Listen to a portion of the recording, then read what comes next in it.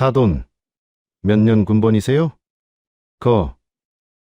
해병대 기수로 치면 나보다 한참 아래인 것 같은데. 상견례라는 엄숙한 자리, 해병대 부심에 잔뜩 취한 대령이 예비 며느리의 어머니에게 뱉은 충격적인 도발입니다. 그는 눈앞에 앉은 수수한 차림의 여성을 군기 빠진 여군 출신 아줌마 취급하며 온갖 모욕적인 언사로 기선을 제압하려 하는데요. 과연 이 살떨리는 하극상 상견례의 결말은 어떻게 됐을까요? 여러분, 오늘도 도파민 충전할 준비 되셨나요? 고구마 없이 꽉 막힌 속을 뻥 뚫어드릴 역대급 사이다 참교육. 내용이 마음에 드셨다면 구독과 좋아요 부탁드리겠습니다. 그럼 이야기 시작하겠습니다. 서울의 아침 공기가 유난히 차가웠지만 박철곤 대령의 이마에는 송골송골 땀이 맺혀 있었다. 그는 안방의 전신 거울 앞에서 벌써 30분째 넥타이와 씨름 중이었다. 붉은색. 피보다 짙고 태양보다 뜨거운 해병대를 상징하는 그 붉은색 넥타이였다. 여보, 당신 오늘 상견례 가는 거 맞아요? 무슨 사령관 이취임식가요? 아내 김 여사가 혀를 끌끌 차며 방문을 열고 들어왔다. 그녀의 눈에 비친 남편은 전쟁터에 나가는 장수처럼 비장했다. 짙은 감색 양복은 어찌나 다림질을 했는지 소매 끝으로 무라도 썰 수 있을 것 같았고 구두는 파리가 앉았다가 미끄러져 뇌진탕을 일으킬 정도로 번쩍거렸다. 이 사람아, 모르는 소리 마라. 상견례는 전쟁이다. 총성 없는 전쟁. 박철곤이 넥타이 매듭을 단단히 조이며 비장하게 말했다. 상대는 군인 집안이야. 안사돈이 군 복무를 했다지. 여자가 군대에 있어봤자 얼마나 알겠냐마는 그래도 군무를 먹은 사람들은 본능적으로 서열을 따지게 되어 있어. 초장의 기선을 제압하지 않으면 우리 민우가 평생 처가살이하면서 기 한 번 못 펴고 산다. 가장인 내가 호랑이 같은 기백을 보여줘야 사돈댁에서도 우리 집안을 어려워하는 거야. 박철곤은 해병대 학사장교 출신으로 30년 넘게 군복을 입으며 귀신 잡는 해병이라는 자부심 하나로 살아온 인물이었다. 연대장 시절 그는 병사들 사이에서 미친 독사로 불렸다. 훈련 때마다 직접 진흙탕을 구르고 한겨울에 알통 구보를 시키며 정신력을 강조하던 그였다. 지금은 국방부 정책실 파견 근무로 잠시 야전을 떠나 있었지만 그의 영혼은 여전히 포항 앞바다의 거친 파도 속에 있었다. 거실로 나오자 아들 박민우 대위가 소파에 앉아 마른 세수를 하고 있었다. 육군 사관학교를 졸업하고 현재 전방사단에서 중대장으로 근무 중인 민우는 아버지의 유난스러운 해병대 사랑에 진작부터 질려있는 상태였다. 민우야. 박철곤의 굵은 저음이 거실을 울렸다. 민우가 용수철처럼 튀어올랐다. 예, 아버지. 복장이 그게 뭐냐? 넥타이가 삐뚤어졌다. 육군은 이래서 안 돼. 각이 안 살잖아, 각이. 정신 상태가 해이해졌다는 증거다. 박철곤이 성큼성큼 다가와 아들의 넥타이를 거칠게 잡아당겼다. 민우는 숨이 막히는 것을 참으며 아버지를 바라보았다. 아버지, 제발요. 오늘 지은 씨 어머님 뵙는 자리잖아요. 그냥 편안하게, 네.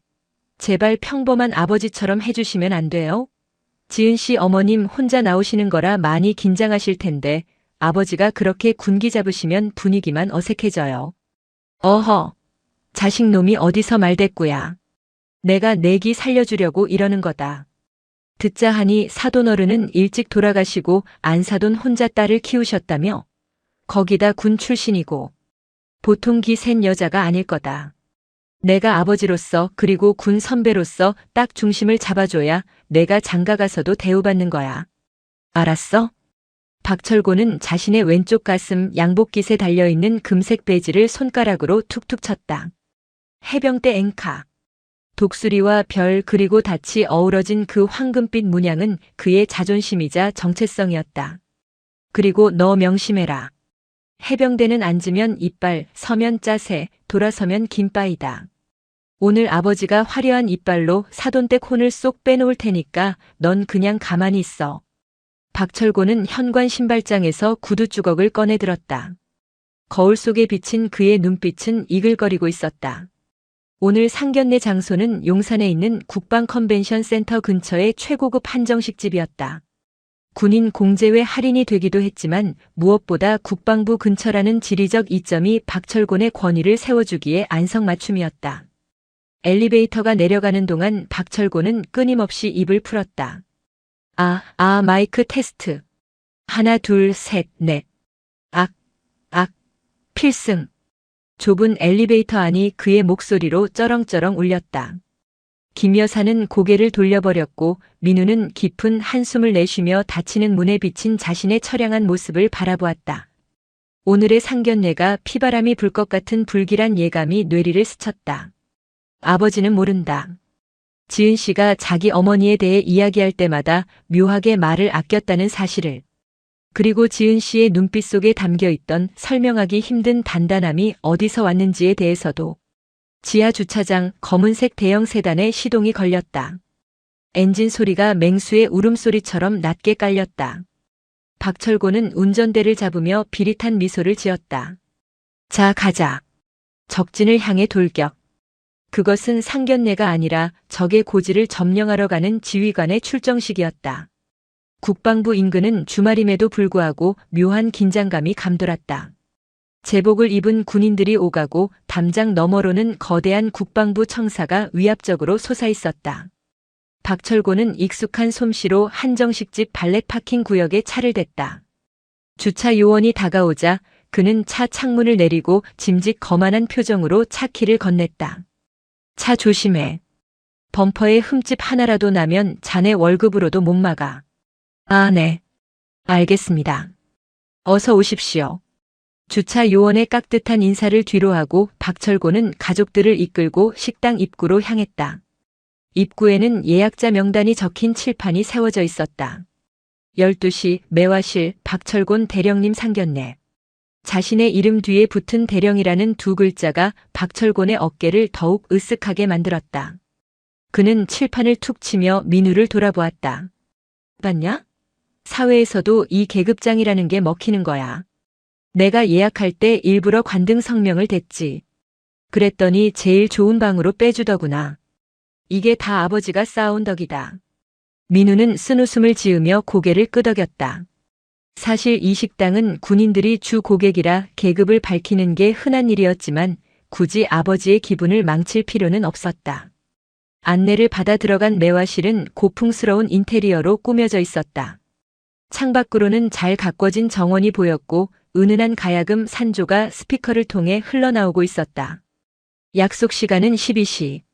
현재 시각은 11시 50분이었다. 우리가 10분 일찍 도착했군. 군인의 생명은 시간 엄수지. 5분 전 대기.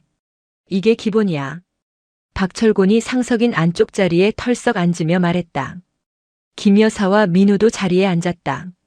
박철곤은 물 한 잔을 들이키며 문 쪽을 주시했다. 그는 머릿속으로 시뮬레이션을 돌렸다. 문이 열리고 안사돈이 들어온다. 쭈뼛거리며 들어오는 그녀를 향해 자신이 먼저 인자하면서도 위험 있는 미소를 던지며 악수를 청한다. 그녀는 대령의 계급장과 풍채에 압도되어 어쩔 줄 몰라 하고 나는 그런 사돈을 넓은 아량으로 감싸준다. 완벽한 시나리오였다. 55분이 되자 드르륵 하고 미닫이 문이 열렸다. 안녕하세요. 먼저 와 계셨네요.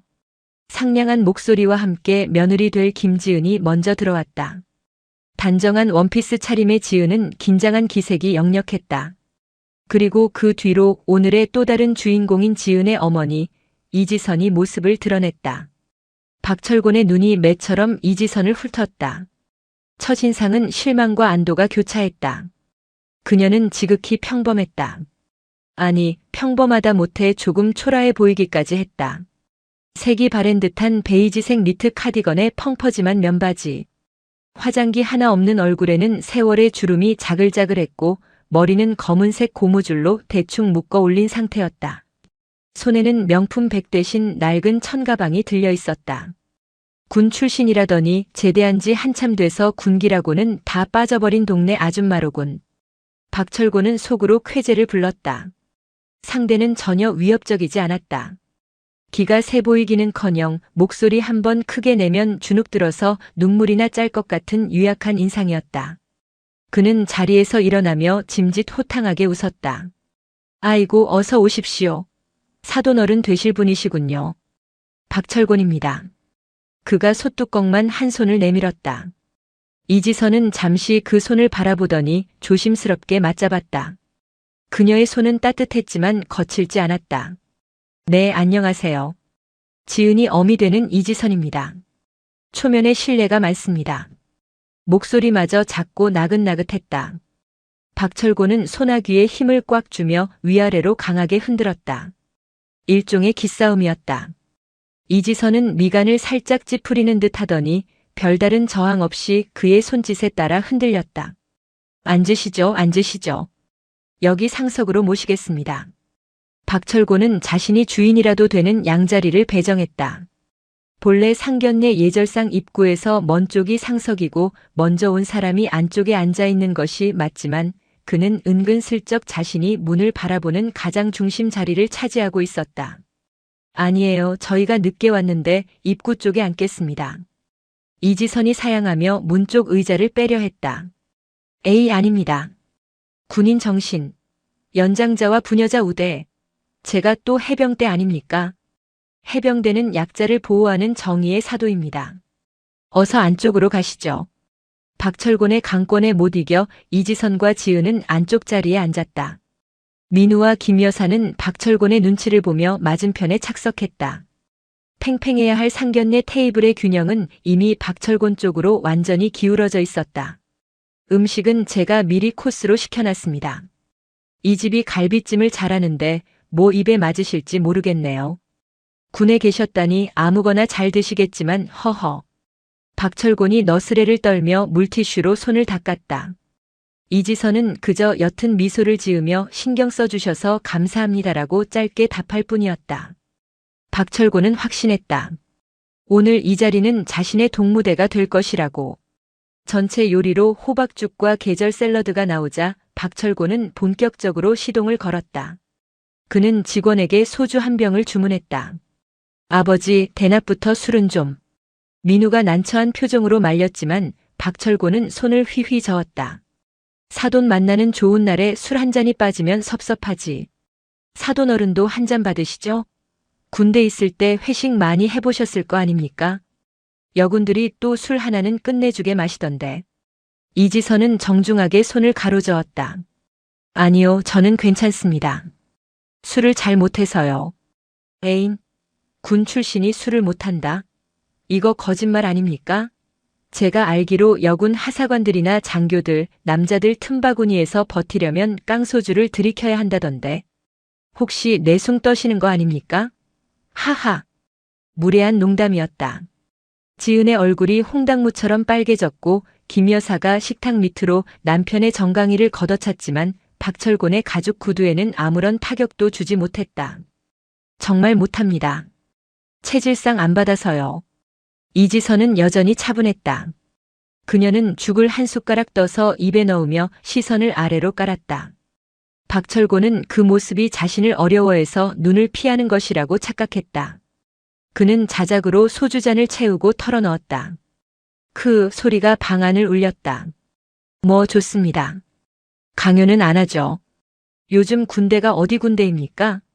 보이스카우트지. 옛날 우리 때는 말입니다. 상사가 주는 술 거절하면 바로 집합이었습니다. 연병장 돌고 머리 박고. 그런 헝그리 정신이 있었는데 요즘은 영. 박철곤은 젓가락으로 샐러드를 뒤적거리며 훈계를 시작했다. 우리 민우 보십시오. 육사 나왔다고 엘리트인 줄 아는데 제가 볼 땐 물러 터졌어요. 육군이 뭡니까? 딴 게 아닙니까? 걷는 것밖에 할 줄 모르는. 해병대는 바다에서 헤엄치고 산에서 구르고 하늘에서 뛰어내립니다. 3군을 통합한 게 바로 해병대죠. 민우는 고개를 푹 숙이고 죄인처럼 앉아 있었다. 지은이 안쓰러운 눈빛으로 민우를 바라보았다. 그래서 제가 민우놈한테 항상 말합니다. 장가라도 군인 정신 투철한 집안으로 가라고. 그래야 집안 기강이 선다고요. 그런데 사돈, 실례지만 군 생활은 얼마나 하셨습니까? 제가 딱 보니까 한중이 전역? 아니면 대위? 박철곤이 눈을 가늘게 뜨고 이지선을 탐색했다. 이지선이 냅킨으로 입가를 살짝 닦으며 대답했다. 네, 뭐. 적당히 하다가 나왔습니다. 그렇죠? 여자가 군대에서 롱런하기 힘들죠. 결혼하면 애 낳아야지, 살림해야지.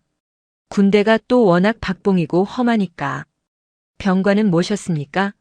역시 행정이나 간호 쪽. 박철곤의 질문에는 여자가 해봤자 그런 거겠지라는 편견이 뚝뚝 묻어났다. 이것저것 했습니다. 주로 사무실에 있었지요. 이지선은 얼버무렸다. 그녀의 모호한 태도는 박철곤의 오만함에 기름을 부었다. 그는 의자를 뒤로 젖히며 거만하게 다리를 꼬았다. 사무실이라. 꿀 빠셨네, 꿀 빠셨어. 하. 우리는 훈련 나가면 팬티 한 장 입고 눈밭을 굴렀는데 따뜻한 사무실에서 커피 타면서 군 생활하셨구먼. 그러니 군대 얘기가 재미없으시겠지. 분위기는 급속도로 냉각되었다. 김 여사는 체할 것 같은 표정으로 물만 마셨고 민우는 주먹을 꽉 쥐고 부들부들 떨고 있었다. 하지만 박철곤은 멈추지 않았다. 그는 이 순해 보이는 아줌마를 완벽하게 제압해서 앞으로 며느리가 시댁에 올 때마다 길을 못 펴게 만들 작정이었다. 사돈, 군대는 계급도 중요하지만 더 중요한 게 뭔지 아십니까? 바로 기수입니다. 짬밥이죠. 제가 1994년 임관입니다. 사관 후보생 8X기. 이 바닥에서 제 기수되면 웬만한 장군들도 어이쿠합니다. 해병대 전후에 나가면 제가 기침만 해도 후배들이 도열을 쫙 합니다. 그는 붉은 넥타이를 매만지며 턱을 치켜들었다. 그래서 말인데 족보 정리 한번 하시죠. 어차피 사돈지간에 딱딱하게 굴 필요 없지 않습니까? 사돈은 임관이 언제십니까? 뭐 해병대 기수 이런 건 아니실 테고. 지은이 참다 못해 아버님 식사하세요라고 끼어들었지만 박철곤은 들은 척도 하지 않았다. 그는 이지선의 눈을 똑바로 응시하며 입꼬리를 비릿하게 올렸다. 그래서 해병 기수로 치면 한 몇 기쯤 되십니까? 군번줄이나 제대로 찰 줄 아시는지 모르겠네. 정적. 방 안의 공기가 진공 상태처럼 멈췄다. 민우가 아버지 하고 소리를 질렀지만 이미 엎질러진 물이었다. 박철곤은 승리감에 도취되어 쐐기를 박았다. 제가 한참 선배인 것 같은데 앞으로 저를 사돈어른 말고 박 대령님 아니면 오빠라고 부르셔도 됩니다. 흐흐. 농담입니다. 농담. 그 순간이었다. 계속 시선을 피하는 듯 했던 이지선이 처음으로 고개를 들어 박철곤을 정면으로 바라보았다. 그녀의 눈동자는 깊고 고요했다. 마치 폭풍이 몰아치기 직전의 바다처럼. 그녀는 천천히, 아주 천천히 찻잔을 내려놓았다. 달그락하는 소리가 유난히 크게 들렸다. 94년. 이지선의 입에서 처음으로 흘러나온 낮은 독백이었다. 네? 뭐라 하셨습니까? 박철곤이 귀를 갖다 대며 물었다. 박 대령님께서 94년에 임관하셨다고요. 그렇다니까요. 꽤 고참이죠? 이제 좀 감이 오십니까? 이지선이 픽하고 웃었다. 그것은 비웃음도 헛웃음도 아니었다. 그것은 마치 철없는 어린아이의 투정을 받아주는 어른의 관용, 혹은 사냥감을 앞에 둔 포식자의 여유였다. 해병대 사관 후보생 8X기. 대단하시네요. 전후에도 끈끈하시고. 아, 아시는구나. 역시 군밥 좀 드셨네. 그래요, 해병대는 전후에 빼면 시체죠. 한번 해병은 영원한 해병. 사돈도 어디 가서 기수 밀리면 저한테 말씀하십시오. 제가 해병대 전후에 동원해서 확 기를 살려드릴 테니까. 박철곤은 신이 나서 떠들었다. 자신이 뱉은 말이 자신의 무덤을 파는 삽질인 줄은 꿈에도 모른 채. 이지선은 테이블 위에 놓인 휴대폰을 물끄러미 바라보았다. 구형 검은색 스마트폰. 화면은 꺼져 있었지만 그 안에는 박철곤이 상상조차 할 수 없는 거대한 네트워크가 연결되어 있었다. 민우 아버님. 이지선이 불렀다. 예, 말씀하십시오. 오빠라고 부르시라니까요. 허허. 저는 해병대는 아니지만 기수는 좀 따지는 편입니다. 제가 기억력이 좀 나빠서 그런데 94년 임관이면 91년 임관한테는 뭐라고 불러야 합니까? 예? 91년이요? 아, 뭐 당연히 선배님이죠. 하늘 같은 선배님. 3년 차이면 말도 못 붙입니다. 왜요? 아는 사람 중에 91년 군번이라도 있습니까? 박철곤이 쌈을 싸먹으며 대수롭지 않게 물었다. 이지선은 옅게 미소 지으며 찻잔을 다시 입으로 가져갔다. 네. 아주 잘 아는 사람이 하나 있어서요. 그때였다. 징. 테이블 위에 얌전히 놓여있던 이지선의 휴대폰이 거칠게 몸을 떨었다. 벨소리도 아닌 묵직하고 위압적인 진동 소리였다. 액정 화면의 발신자 정보는 뜨지 않았다. 오직 붉은색 글씨로 보안회선, 긴급이라는 문구만이 깜빡거리고 있었다. 박철곤은 쌈을 입에 넣으려다 멈칫했다. 일반적인 전화가 아니었다. 저런 화면은 그도 군 생활 30년 동안 몇 번 보지 못한 것이었다. 전화. 안 받으십니까? 박철곤의 목소리에서 자신감이 한꺼풀 벗겨져 나갔다. 이지선은 천천히 휴대폰을 집어들었다. 그녀의 눈빛이 순식간에 돌변했다. 방금 전까지의 동네 아줌마는 온데간데 없고 서늘한 냉기가 그녀의 전신을 감쌌다. 잠시만요. 그녀가 통화 버튼을 눌렀다. 통신 보안. 이지선입니다. 이지선의 목소리는 낮았지만 테이블 맞은편 박철곤의 고막을 파고드는 명료함이 있었다. 숟가락을 든 채 굳어버린 박철곤은 본능적으로 불길한 기운을 감지했다. 저 말투는 동네 아줌마가 개모임 전화를 받을 때 쓰는 말투가 아니었다. 수십 년간 지휘 계통에 몸담은 사람만이 낼 수 있는 군더더기 없이 핵심만 찌르는 지휘관의 톤이었다. 전화기 너머의 소리는 들리지 않았지만 이지선의 응답은 짧고 간결했다. 현 시간부로 비상소집인가? 알겠다. 정보 상황실 개방하고 화상 회의 라인 열어. 합참의장님 도착 예정 시간은? 박철곤의 눈동자가 지진 난 것처럼 흔들렸다. 합참의장? 정보 상황실? 그가 씹던 갈비찜이 고무 타이어처럼 느껴졌다. 30분 내로 복귀한다. 정복 준비시켜. 이상. 뚝. 전화가 끊겼다.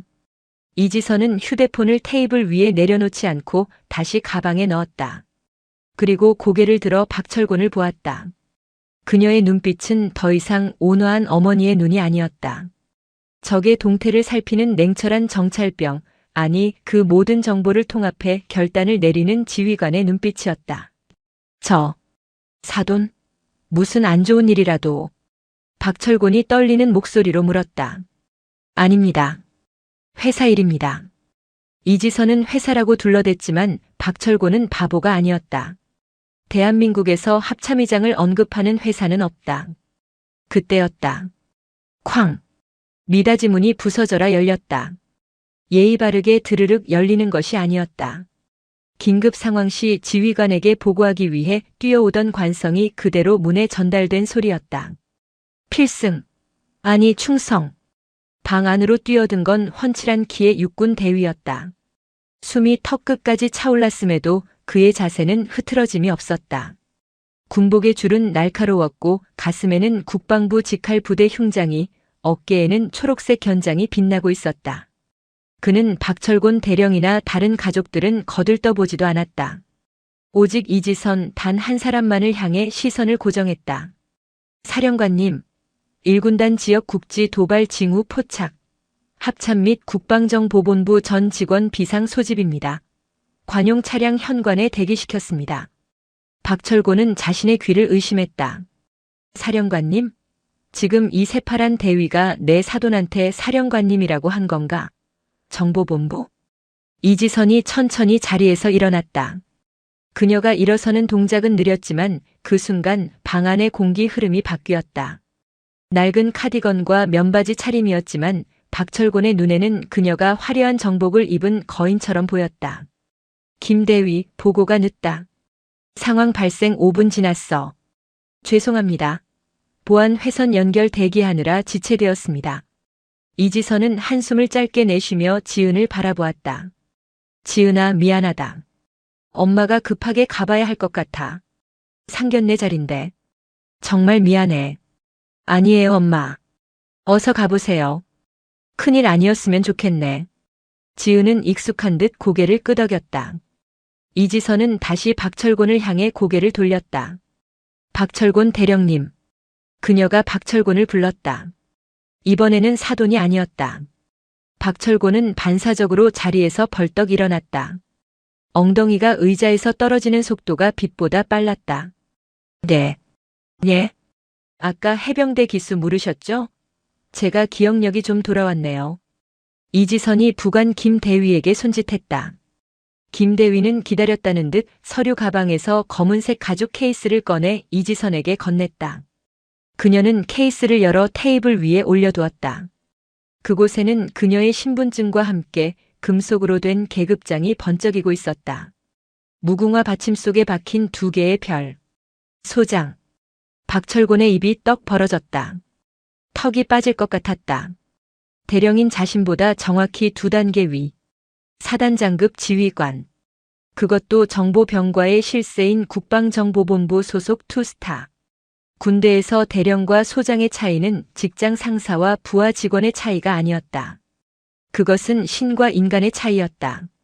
소장의 말 한마디면 대령의 목이 날아가는 건 일도 아니었다. 저는 육사 47기 91년 임관입니다. 정보병과고요. 박 대령님이 94년 임관이라고 하셨으니 제가 3년 선배네요. 이지선의 목소리는 차분했지만 박철곤의 심장에는 대포알처럼 박혔다. 그리고 아까 제 딸이 군인 집안에서 자라 기강이 있겠냐고 걱정하셨죠? 그녀는 박철곤의 눈을 뚫어지게 쳐다보았다. 제 딸은 전방 GOP 철책선 관사에서 태어나 엄마가 훈련 나갈 때마다 군용 트럭 소리를 자장가 삼아 큰 아이입니다. 해병대 정신 훌륭하지만 제 딸아이 앞에서 군기 운운하시는 건 번데기 앞에서 주름 잡는 격이 아닐까 싶습니다. 박철곤의 다리가 후들거리기 시작했다. 단순히 계급이 높아서가 아니었다. 그는 자신이 지난 30분 동안 저지른 만행들을 파노라마처럼 떠올렸다. 여군이 해봤자 행정이나 했겠지. 오빠라고 불러봐. 술도 못 마시면서 내숭은. 군번줄이나 제대로 찰 줄 아나. 하나하나가 군 형법 제64조 상관 모욕죄에 해당하는 발언들이었다. 영창? 아니 군사재판에 회부되어도 할 말이 없었다. 심지어 그는 현역 군인 신분이었다. 상대는 자신의 인사고과에 막대한 영향을 미칠 수 있는 국방부 핵심 요직의 장성이고. 소장님. 저는. 박철곤의 입술이 파르르 떨렸다. 해병대의 붉은 명찰 같은 자존심은 이미 녹아 없어진 지 오래였다. 그는 식탁을 짚지 않으면 서 있을 수 없을 것 같았다. 옆에 있던 김 여사는 사태 파악이 안 돼 눈만 깜빡거리고 있었고 아들 민우는 이미 자포자기한 심정으로 눈을 감고 있었다. 민우는 알고 있었다. 장모님이 국방정보본부의 전설적인 존재인 그 이지선 장군이라는 것을. 아버지가 알면 기절할까봐 타이밍을 보고 있었는데 이렇게 최악의 형태로 터질 줄은 몰랐다. 박 대령. 이지선이 낮게 불렀다. 예. 대령 박. 곤. 박철곤이 조건반사적으로 차려 자세를 취하며 관등 성명을 댔다. 한정식집 룸이 순식간에 사단장실로 변했다. 군인의 명예는 계급장이 아니라 태도에서 나옵니다.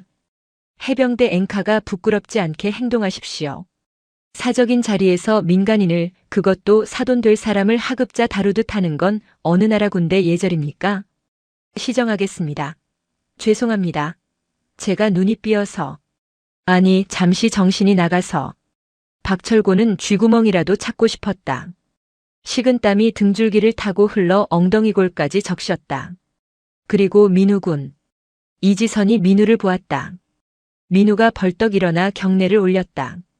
충성. 자네 아버지가 자네를 많이 아끼시는 것 같네. 하지만 자네는 육군 장교야. 아버지의 그늘이 아니라 자네 스스로의 군인 정신으로 서게. 내 딸을 군인의 아내로 맞이하겠다는 건 조국을 지키는 것만큼이나 무거운 책임감을 요하는 일이야. 알겠나? 명심하겠습니다. 민우의 목소리가 우렁찼다. 이지선은 엷은 미소를 지으며 고개를 끄덕였다. 식사 못 마치고 가서 죄송합니다. 밥값은 제가 계산하고 가겠습니다. 사돈 어른. 아니, 박 대령님. 다음에 국방부 복도에서 뵙게 되면 그때는 정식으로 경례받겠습니다. 이지선은 부관 김 대위와 함께 바람처럼 방을 빠져나갔다. 충성. 박철곤은 닫히는 문을 향해 허공에 대고 경례를 붙였다. 손끝이 파르르 떨리고 있었다. 문이 완전히 닫히고 나서도 그는 한참 동안 손을 내리지 못했다. 방 안에는 정막만이 감돌았다. 스피커에서 흘러나오는 가야금 소리가 구슬프게 들렸다. 갈비찜은 차갑게 식어가고 있었고 소주잔에는 박철곤의 비참한 얼굴이 비쳤다. 여보, 당신 괜찮아요? 김 여사가 조심스럽게 물었다. 박철곤은 털썩 자리에 주저앉았다. 투스타. 그것도 정보사. 그는 넋이 나간 사람처럼 중얼거렸다. 내가 미쳤지. 내가 미쳤어. 투스타한테 오빠라고. 으악. 박철곤이 머리를 감싸쥐고 책상에 엎드렸다. 쪽팔림과 공포가 쓰나미처럼 밀려왔다. 국방부 정책실에서 근무하다 보면 정보본부와 마주칠 일이 수두룩했다. 당장 다음 주 월요일 합동회의가 있었다. 그는 이지선의 얼굴을 어떻게 봐야 할지 눈앞이 캄캄했다. 이지선이 떠난 후의 식사 자리는 초상집 분위기였다. 아니, 초상집보다 더했다. 적어도 초상집에는 육개장이라도 넘어가는 목구멍이 있지만 박철곤의 목구멍은 꽉 막혀 물 한 모금도 넘어가지 않았다. 코스 요리가 줄줄이 들어왔다. 신선로, 대하구이, 갈비찜. 평소라면 박철곤이 역시 한국 사람은 밥심이지 하며 먹어치웠을 사내 진미들이었지만 지금은 그저 고문 도구처럼 보였다. 아버지 식사 하세요. 민우가 조심스럽게 권했다. 너는 알고 있었냐? 박철곤이 퀭한 눈으로 아들을 노려봤다. 말씀드리려고 했는데 아버지가 계속 말씀하셔서 타이밍을 못 잡았어요. 그리고 지은 씨가 어머니 계급 밝히는 걸 별로 안 좋아해서. 야 이놈아. 그래도 힌트는 줬어야지. 내가 지뢰밭인 줄 모르고 탭댄스를 추고 있는데 그걸 보고만 있었냐? 박철곤이 억울함에 가슴을 쳤다. 하지만 누구를 탓하랴. 본인이 말을 끊고 본인이 무시하고 본인이 잘난 척한 결과인 것을. 어쩐지. 아까 전화 받을 때 포스가 장난이 아니더라니. 김 여사가 혀를 찼다. 당신도 참 주책이에요. 그냥 얌전히 밥이나 먹지 왜 거기서 해병대 기수는 들먹여가지고. 나 참 부끄러워서 원. 아, 조용히 해. 당신이 내 마음을 알아? 난 우리 집안 기 좀 살려보려고. 박철곤의 목소리는 기어들어갔다. 기를 살리기는커녕 집안의 기둥뿌리까지 뽑아버린 셈이었다. 그때 직원이 들어와 계산서를 내밀었다. 저기 아까 나가신 분께서 결제 다 하고 가셨습니다. 그리고 이거 전해드리라고 하셔서요. 직원이 건넨 것은 작은 메모지였다. 박철곤은 떨리는 손으로 메모지를 받아들었다. 간결하고 힘있는 필체로 딱 한 문장이 적혀 있었다. 해병대 8X기 박철곤 대령님, 밥값은 선배가 냅니다. 육군 소장 이지선. 박철곤의 얼굴이 다시 한번 화끈거렸다. 선배. 그 두 글자가 뼈를 때렸다. 금전적인 호의가 아니라 철저한 서열 정리였다. 내가 너보다 위다. 그러니 밥값은 내가 낸다. 토 달지 마라. 이런 무언의 압박이었다. 가자. 도저히 못 먹겠다. 박철곤은 다 차려진 음식을 뒤로하고 비틀비틀 일어났다. 다리에 힘이 풀려 휘청거리는 그를 민우가 부축했다. 식당을 나오는 길 박철곤은 카운터 앞을 지나며 칠판을 보았다. 12시 매화실 박철곤 대령님 상견례. 아까는 그토록 자랑스러웠던 대령이라는 글자가 이제는 너무나 초라해 보였다. 그는 도망치듯 식당을 빠져나왔다. 주차장에서 차를 기다리는 동안 박철곤은 계속해서 국방부 쪽 하늘을 쳐다보았다. 저 멀리 보이는 거대한 건물 어딘가에 이지선 소장이 앉아 있을 것이었다. 그는 자신도 모르게 옷매무새를 다듬었다. 넥타이를 바로 하고 재킷에 먼지를 털었다. 아버지, 왜 그러세요? 쉿. 언제 어디서 보고 계실지 모른다. 정보사령부 사람들은 눈이 천개야. 박철곤은 해병대 앵카 배지를 만지작거렸다. 오늘따라 이 배지가 너무나 무겁게 느껴졌다. 차에 올라탄 박철곤은 등받이에 몸을 깊숙이 파묻었다. 민우야. 내 아버지. 결혼식장. 해병대 의장대 부르는 거 취소해라. 네? 아버지 평생 소원이셨잖아요. 며느리 될 사람 앞에서 예도단 칼 통과하는 거. 시끄러워. 투스타 오시는데 무슨 의장대야. 번잡스럽게. 그냥 조용히. 아주 조용히 식 올리자. 알겠냐? 그리고 사회자한테 미리 말해도 신랑 측 아버지 소개할 때 해병대 대령 이런 거 절대 넣지 말라고. 그냥 박민우 군에 붙인 이렇게만 해. 박철곤은 마른 세수를 했다. 그의 오만한 해병대 정신은 이날 용산 한정식집 갈비찜 냄새와 함께 산산이 부서졌다. 하지만 이것은 끝이 아니었다. 진짜 지옥은 다가오는 월요일 국방부 청사에서 시작될 예정이었다. 주말은 폭풍전야처럼 지나갔다. 박철곤 대령은 집에 돌아와서도 군복을 벗지 못했다. 아니, 벗을 수가 없었다. 마치 벗으면 당장이라도 이지선 소장이 나타나 군 기강 회의라고 호통칠 것만 같았기 때문이다. 그는 서재에 틀어박혀 국방망에 접속했다. 떨리는 손으로 검색창에 이지선 세 글자를 입력했다. 화면에 뜬 프로필은 간결했지만 그 여백이 주는 공포는 상상 이상이었다. 성명 이지선 계급 소장 소속 국방정보본부. 주요 경력 보안상 비공개 2급 비밀 취급 인가자 이상 열람 가능. 비공개. 비공개라니. 박철곤은 마른 침을 삼켰다. 군에서 경력이 비공개라는 것은 두 가지 의미다. 정말 별 볼 일 없어서 기록할 게 없거나 아니면 존재 자체가 국가 기밀일 정도로 위험하고 중요한 임무를 수행했거나. 이지선의 경우는 명백히 후자였다. 육군 여군으로 소장까지 진급했다는 것은 그녀가 남자들 틈바구니에서 살아남은 정도가 아니라 그들을 밟고 올라섰다는 뜻이었다. 내가 미쳤지. 호랑이 굴에 제 발로 들어가서 호랑이 코수염을 뽑았어. 박철곤은 책상에 머리를 박았다. 월요일에 있을 국방정책통합회의.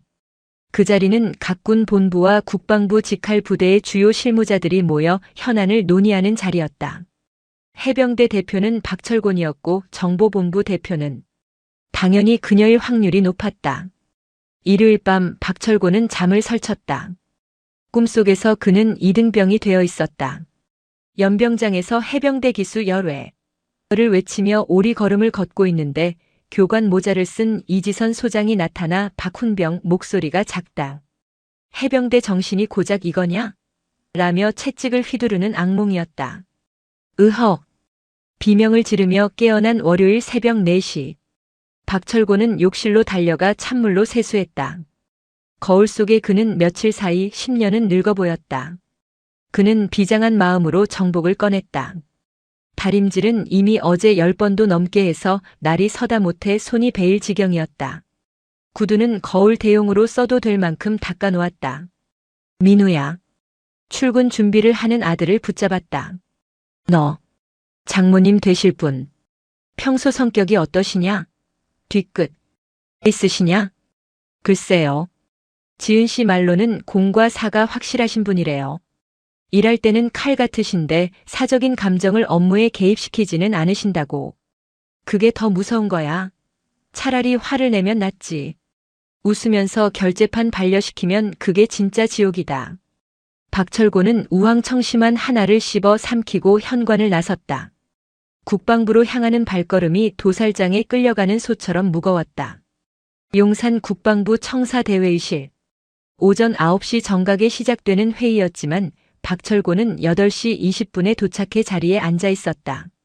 평소라면 해병대는 항상 15분 전, 아니 30분 전 집합이다라며 떵떵거렸겠지만 오늘 그의 조기 출근은 순전히 공포심 때문이었다. 행여나 이지선 소장보다 늦게 들어갔다가 찍힐까봐 두려웠던 것이다. 회의실 공기는 무거웠다. 육군, 해군, 공군 대령들이 하나둘씩 입장했다. 그들은 평소처럼 박철곤에게 박 대령, 주말 잘 보냈나? 얼굴이 왜 그리 헬쑥해? 하며 인사를 건넸다. 그냥 좀. 채에서. 박철곤은 대충 얼버무렸다. 차마 사돈이 투스타라서 체했다고 말할 수는 없었다. 8시 55분. 회의실 문이 열리고 차렷. 하는 구령 소리가 복도를 뚫고 들어왔다. 회의실 안에 있던 모든 대령이 용수철처럼 튀어올랐다. 또각. 규칙적인 구두굽 소리와 함께 이지선 소장이 들어왔다. 정복 차림이었다. 어깨에 별 2개가 형광등 불빛을 받아 섬광처럼 번쩍였다. 그녀의 뒤로는 지난번 식당에서 봤던 그 김대위가 서류 가방을 들고 따라왔다. 이지선은 좌중을 한번 쓱 훑었다. 그녀의 시선이 박철곤에게 머문 시간은 0.5초도 되지 않았지만 박철곤은 심장이 멎는 줄 알았다. 자리에 앉으세요. 건조한 목소리. 모두가 자리에 착석했다. 박철곤은 최대한 존재감을 지우기 위해 고개를 숙이고 서류만 쳐다봤다. 회의가 시작되었다. 안건은 미래 합동작전 수행 개념 정립이었다. 각 군의 입장이 첨예하게 대립하는 주제였다.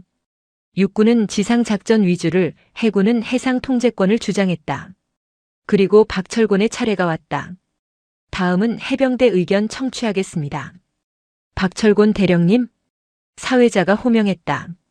박철곤은 벌떡 일어났다. 예, 해병대 정책위원 대령 박철곤입니다. 너무 크게 소리 질러서 옆에 있던 공군 대령이 깜짝 놀라 커피를 쏟을 뻔했다.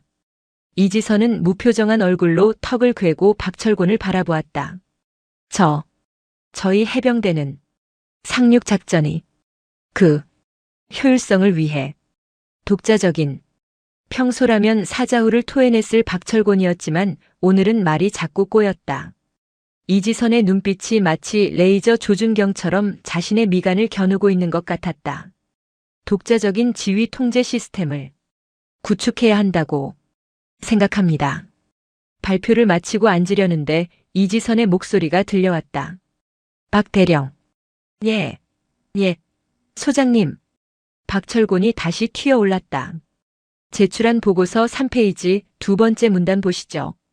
전략적 유연성이라는 단어가 있는데 해병대가 말하는 유연성이 타 군과의 연계성을 배제한 독단적 작전을 의미하는 겁니까? 송곳 같은 질문이었다.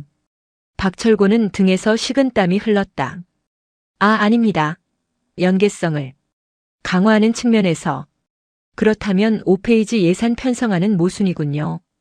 연계성을 강화한다면서 통신 장비는 해병대 전용 규격으로 요청했습니다. 이게 뭡니까? 말 따로 행동 따로입니까? 해병대 정신이 이런 겁니까? 해병대 정신. 그 단어가 나오는 순간 박철곤의 얼굴이 시뻘개졌다. 이지선은 지난번 식당에서 박철곤이 했던 말들을 그대로 돌려주고 있었다. 그녀는 화를 내지 않았다. 그저 논리와 팩트로 박철곤의 뼈와 살을 분리하고 있을 뿐이었다. 보안에서 다시 보고하세요. 그리고 오타가 3군데나 있더군요. 군인의 기본은 디테일입니다. 안 그렇습니까? 명심하겠습니다. 시정하겠습니다. 회의 내내 박철곤은 이지선의 샌드백이었다. 하지만 아무도 그것을 이상하게 여기지 않았다. 정보본부장은 원래 깐깐하기로 유명했으니까. 오직 박철곤만이 그 질책 속에 숨겨진 사돈의 교육을 뼈저리게 느끼고 있었다. 회의가 끝나고 나가는 길 박철곤은 최대한 빨리 사라지려 했다. 그런데 누군가 뒤에서 어깨를 톡 쳤다. 박 대령님. 김 대위였다. 이지선의 부관. 사령관님께서 잠깐 차 한잔하자고 하십니다. 집무실로 오시랍니다. 박철곤의 다리가 풀렸다. 올 것이 왔구나. 영창 가는 기분으로 그는 정보본부장실로 향했다. 집무실에 들어서자 이지선은 정복 상의를 벗고 편안한 근무복 차림으로 서류를 보고 있었다. 앉으세요. 그녀가 소파를 가리켰다. 박철곤은 소파 끝에 엉덩이만 살짝 걸치고 각을 잡았다. 차 드세요. 녹차입니다. 감사합니다. 박철곤은 뜨거운 녹차를 원샷할 기세로 찻잔을 잡았다. 손이 덜덜 떨려 찻잔 부딪히는 소리가 달그락거렸다. 이지선이 서류를 덮고 안경을 벗었다. 그리고 피식 웃었다. 박 대령님, 아니 사돈어른. 긴장 푸시죠. 여기는 작전 지역 아닙니다. 네. 죄송합니다. 제가 지난번에 너무 큰 결례를. 그건 이미 밥값으로 퉁쳤습니다. 제가 부른 건 결혼식 때문입니다. 결혼식이요? 마음에 안 드시는 거라도. 아니요. 민우가 참 듬직하더군요. 우리 지은이가 남자 보는 눈은 있나 봅니다. 다만 이지선이 잠시 뜸을 들였다. 박철곤은 침을 꼴깍 삼켰다. 결혼식 날 제가 군복을 입을까 하는데 어떻게 생각하십니까? 예? 군복이요? 원래 혼주석에 여자는 한복, 남자는 양복이 관례죠. 그런데 저는 평생 군복만 입고 살아서 한복이 영 어색해서요. 그리고 박 대령님도 제복 입는 거 좋아하시지 않습니까? 박철곤은 멍해졌다. 사돈이 정복을 입고 온다? 투스타 정복을? 제가 정복 입고 가면 박 대령님 기 좀 살려드리는 겁니까? 아니면 죽이는 겁니까? 이지선의 눈에 장난기가 서렸다. 박철곤은 그제야 깨달았다. 그녀가 자신을 배려하고 있다는 것을. 해병대 부심으로 똘똘 뭉친 자신에게 육군 소장인 사돈이 정복을 입고 나란히 서준다면 그것만큼 큰 가오는 없었다. 비록 계급은 밀리지만 군인 집안 대 군인 집안으로서의 자부심을 세워주겠다는 뜻이었다. 아, 소장님께서 정복을 입으신다면 저야 영광입니다. 저도 정복 입겠습니다. 해병대 정복. 칼각 잡아서 입고 가겠습니다. 좋습니다. 그럼 그날 뵙죠. 아, 그리고 이지선이 덧붙였다. 결혼식장에서는 충성 안 하셔도 됩니다. 사돈끼리 그러는 거 남들이 보면 웃습니다. 박철곤은 집무실을 나오며 가슴을 쓸어내렸다. 그리고 주먹을 불끈 쥐었다. 그래, 이번엔 진짜 제대로 보여주자. 해병대의 멋을. 대망의 결혼식 날. 식장은 별들의 전쟁터를 방불케 했다. 이지선의 하객으로 온 육군 장성들과 박철곤의 하객으로 온 해병대 전우회가 섞여 묘한 긴장감과 웅장함을 자아냈다. 하지만 압권은 양가 부모 입장 순서였다. 사회자가 외쳤다. 신랑 측 혼주 그리고 신부 측 혼주 입장. 문이 열리고 화려한 한복을 입은 김여사 옆에 해병대 정복을 입은 박철곤이 섰다.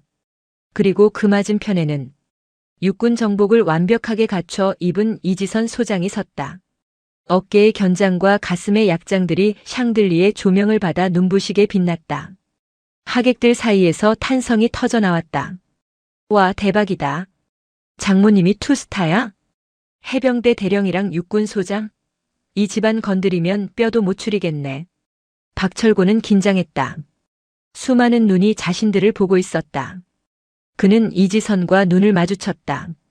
그녀가 살짝 고개를 끄덕였다. 두 사람은 나란히 버진 로드를 걸어갔다. 단상 앞에 다다랐을 때 박철곤은 사회자의 멘트에도 없는 돌발 행동을 했다. 그는 하객들을 향해 그리고 옆에 선 이지선을 향해 몸을 돌렸다. 그리고 절도 있는 동작으로 거수 경례를 올렸다. 필승. 그러자 이지선도 미소를 지으며 박철곤을 향해 경례로 화답했다. 충성. 서로 다른 구호, 서로 다른 군복이었지만 그 순간 두 사람은 계급을 떠나 자식의 앞날을 축복하는 전우이자 가족으로 하나가 되었다. 식장은 떠나갈 듯한 박수 소리로 뒤덮였다. 해병대 전우회 회원들도 정보사 요원들도 모두 기립박수를 쳤다. 그것은 박철곤 생애 최고의 짜세가 나온 순간이었다. 결혼식이 끝나고 1년 뒤 명절을 맞아 온 가족이 박철곤의 집에 모였다.